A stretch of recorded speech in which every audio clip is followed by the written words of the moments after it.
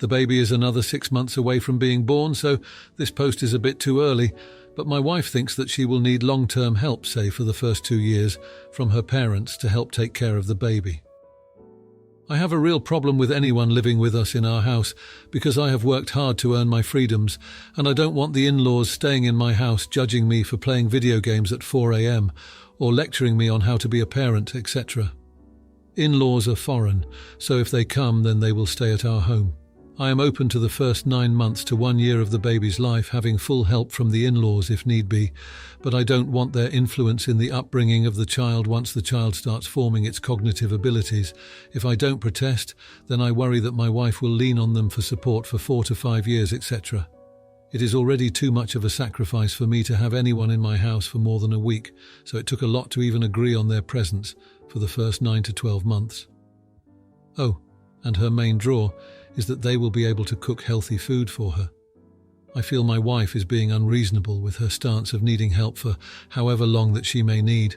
Am I the idiot? Edit. Wow. I wasn't expecting hundreds of responses. Thank you. I will take all the advice and discuss with my missus again. To clarify a few things that are repeating in theme 1, I have no need to play video games until 4 a.m, and I don't. I only stated it as an example of in-laws making snarky comments while living in my house. 2.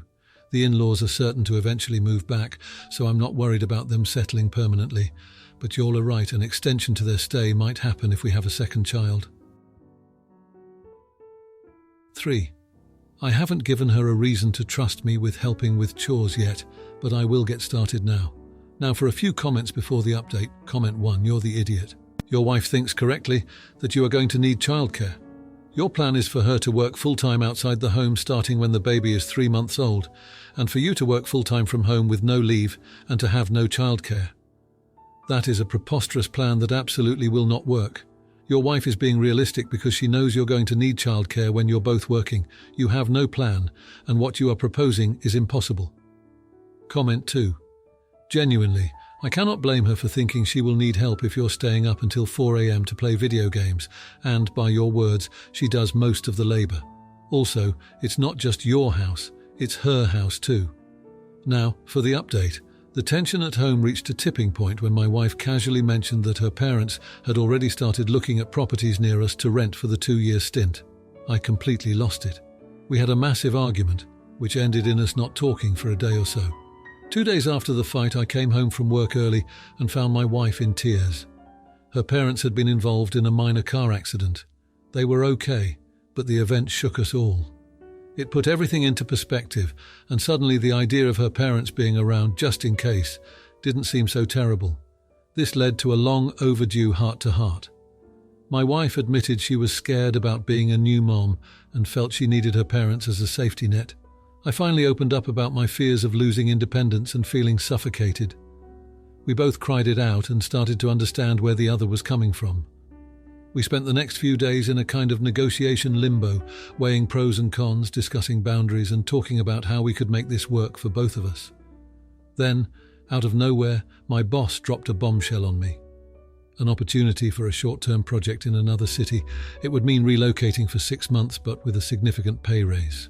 It was the perfect distraction from our in-law debate and something that could potentially change our financial situation, making the need for long-term help less pressing. After some intense discussion, we agreed that I would take the job and my wife would stay with her parents during the project. It seemed like an ideal compromise. She gets the support she needs and I get some space and time to contribute more financially. So, it's decided. I'm leaving for the project next week, and my wife will move in with her parents the week after. We plan to revisit the living situation after I return, but for now we've agreed to put the 2-year stay on hold. And in an unexpected twist, my proactive chore doing actually started to make a difference. My wife noticed, and it's helped her feel more supported. Plus, I've got to admit, a tidier house is a less stressful house. So yeah, that's the update.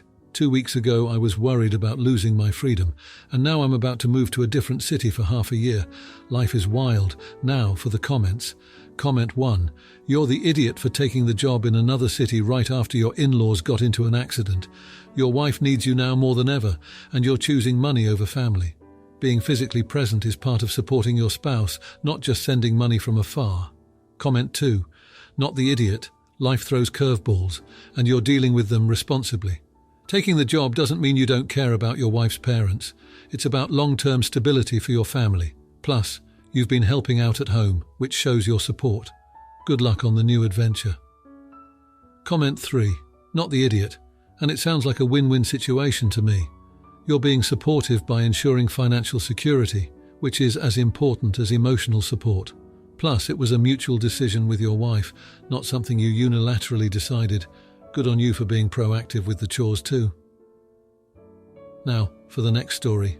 I am an overweight person, but I did manage to lose 30 pounds in the last 4 months. I cut back on my calories and started walking everywhere within a few miles from where I live. I am losing weight slowly but healthily. When I went to my family's Thanksgiving gathering, they told me the turkey would be ready in 3 hours. I grabbed a single Hershey's Kiss from the candy bowl that they had out for everybody, and immediately both my stepfather and my mother went nuclear on me. They were yelling at me in front of the whole extended family that the fact that I grabbed a single piece of candy was proof that I did not want to lose weight and keep improving my health. They claimed they were shaming me because they loved me. I responded by taking a cab home half an hour later. They see nothing wrong with their over-the-top reaction, and they see nothing wrong with dismissing the massive progress I already made. My doctor told me a couple of weeks ago that I am officially no longer obese, for crying out loud. I do not need this from them. But my sister called and told me I should apologize for leaving the way I did and souring the evening for everybody else. Now, for a few comments before the update. Comment 1. Not the idiot. Good job on what you have been able to do so far. It's perfectly okay to have a treat while trying to get healthy. Your parents are well out of order. That is not the way to support you. Set up some boundaries with them and make sure they know if they cross them you will end the conversation and leave. Comment 2. Not the idiot. First, congrats on your progress. That's awesome, and I'm super happy for you. You're not the idiot. You should leave when they act like that. You deserve to protect your peace. Comment 3. If that's how they react over a piece of candy, I can't imagine the things they would say during the feast. Now for the update. After storming out of that family gathering, I decided to go no contact for a bit to clear my head. Well, that bit turned out to be just the calm before the storm. First off, my little cousin, bless her heart, apparently went on a rant after I left, defending me and calling out our family's toxic attitude. It caused such a scene that my stepdad actually left the house to cool down. My phone was blowing up with messages from her giving me the play-by-play. It seems she's been quietly observing and took my side fiercely. She ended up getting grounded for speaking out, but she told me it was worth it to stand up for what's right. It sparked a family divide I never saw coming. Meanwhile, I kept to my routine, and guess what? I hit another milestone, down another 5 pounds. I was on cloud 9 until I got a letter in the mail from my stepdad. No return address, just his handwriting. He wrote an apology. A genuine, heartfelt one, admitting how his own insecurities about his weight influenced his behavior towards me and how proud he was of my progress. He confessed to attending therapy and wanting to mend our relationship. And here's the jaw-dropper. My mother showed up at my doorstep, unannounced, 2 days ago. We hadn't spoken since the incident. She came alone with a peace offering, a homemade healthy meal prep kit and a scrapbook filled with photos of me over the years, showing my journey. We talked for hours. She cried, I cried. She admitted that she was projecting her fears of losing me to health issues because of her sister's passing due to obesity-related complications. She never learned how to express her concerns healthily and apologized for the hurtful way she acted. To cap it all off, my cousins, aunts and uncles have been sending me messages of support. One of my aunts even asked me to help her start a weight loss journey. It's like that one moment of conflict started a ripple effect of self-reflection and growth in my family. I'm cautiously optimistic about these developments. It's a lot to process, but I feel like for the first time in a long time, there's hope for a healthier family dynamic, in every sense of the word. Now for the comments. Comment 1. Not the idiot. You took the necessary steps for your mental health, and it's great to see that it's leading to positive changes in your family. It's not your responsibility to fix your family, but it's heartwarming that your actions inadvertently prompted them to reflect and reach out. Keep prioritizing your well-being and let them work on their issues. Sometimes a little space is what everyone needs to grow and heal. Comment 2. You're the idiot for going no contact without trying to communicate your feelings first. Your little cousin shouldn't have had to defend you. That was your responsibility. While it's good that your family is taking steps to apologize, the situation might not have escalated if you'd addressed the issues directly. Communication is key in families, and it's concerning that you chose to walk away instead of trying to resolve things together. Comment 3. Not the idiot, and kudos to you for sticking to your guns and continuing your healthy routine amidst family drama. It's impressive that your stand has not only helped you lose weight, but also encouraged your family to acknowledge their behavior and work towards change. Your courage to take a step back has led to a ripple effect of self-improvement in your family. Keep up the good work, and remember, self-care isn't selfish. Now for the next story. I, 22-year-old male, reported my family, 29-year-old female, 56-year-old female, 56-year-old male, for owning too many unregistered animals including rabbits and guinea pigs, which led to the council visiting my family. The council found them to have exceeded the allowed number of animals, and as a result, they made my family give up some of the animals including cats, rabbits and guinea pigs. Now my family has disowned me and blocked me on all social media platforms. My mother accuses me of doing it only to hurt them, but I did it for the well-being of the animals. We have been evicted multiple times because my family keeps hoarding animals, regardless of the house we live in. My family now refers to me as a jerk and questions how I can sleep at night. I feel genuinely remorseful and confused about what to think. Can you all help? Now for a few comments before the update. Comment 1. Do you keep getting evicted because you keep reporting them? Are they breeders? Are the animals living in a poor quality of life? Why do you report them? Comment 2. Not the idiot hoarding animals is animal abuse. It came with a price, but it was the right thing to do. Wouldn't want to live there, that's for sure.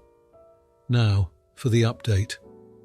After what felt like many months of silence following the council incident, there's been a huge turn of events in my family dynamic, and I'm still processing, but I need to share it with someone.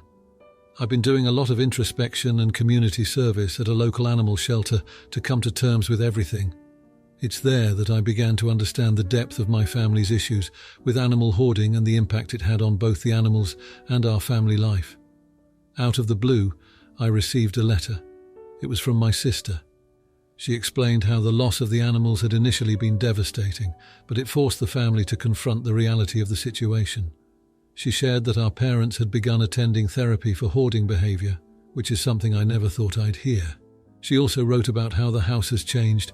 They've renovated and created a healthy, open space, something we haven't seen in years. There's even a little garden where the rabbit hutches used to be. But here's the kicker. My sister said she missed me, she missed her brother. And she believed our parents did too, even though they were still hurt and prideful. So I mustered up the courage and replied. We exchanged a few letters, tiptoeing around the deeper issues at first. But then we finally met up. It was awkward for sure, but there was a sense of relief that was almost palpable between us. After a few of these meetups, she asked me to come home for dinner. Just thinking about it made my heart race, but I agreed. When I arrived, it was surreal. The house smelled of fresh paint instead of animals, and it was quiet. My parents were there, looking older and a little worn, but there was something different in their eyes. Dinner was full of stilted conversation at first, but then came the apologies. My mum broke down, explaining how she realized the animals needed more than they could give. My dad admitted to being stubborn because he didn't want to face the truth. They didn't explicitly say they were sorry to me, but it was there in their ease and in the way they described their changes. As for forgiveness, it's a work in progress.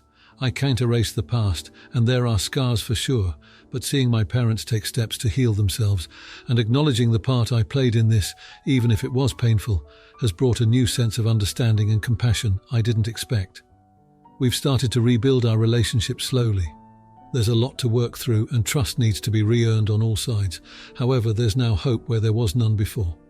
I'm cautiously optimistic about the future, and for the first time in a long while, I feel like I've got my family back, even though it's in a new, healthier form. Now for the comments. Comment 1. You're the idiot for not being more supportive from the get-go. It's clear your parents struggled with hoarding and needed professional help, not silence from their child. You should have been part of the solution, not part of the emotional strain. But hey, at least you're trying to make amends now. Just remember, healing takes time, and it's not just about you. Comment 2. Not the idiot. It's a tough situation to be in, but you're handling it with grace. Your parents had to recognize their problem and seek help on their own. It's great that you're giving them a chance to prove they've changed. Forgiveness is a journey, and it's heartwarming to hear that your family is on the path to recovery. Keep that hope alive. Comment 3. Not the idiot at all. You needed to protect your own mental health during that period of silence. It's not easy dealing with hoarding, and it's not your fault they started hoarding in the first place. It's fantastic that they're getting therapy and making changes. Rebuilding those bridges takes time, and you're doing it the right way by taking it slow and steady. Kudos to you for being open to reconnecting with your family. Now, for the next story. If you liked this video, you'll probably like these too. Also, while you're here, please consider subscribing. It's your support that keeps this channel alive and allows me to make better and longer videos. Have a great day.